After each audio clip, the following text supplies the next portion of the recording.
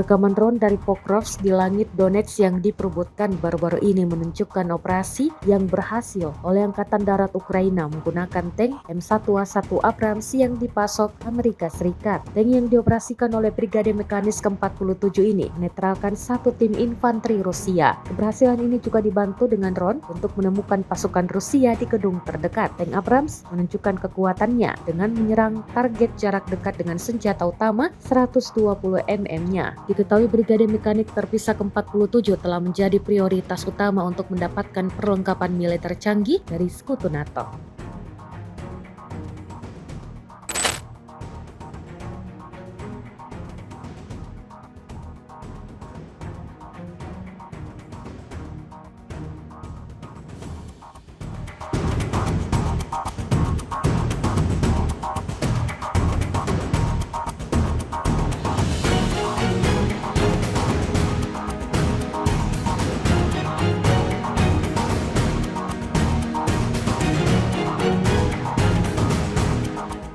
Download Tribun X sekarang, menghadirkan lokal menjadi Indonesia.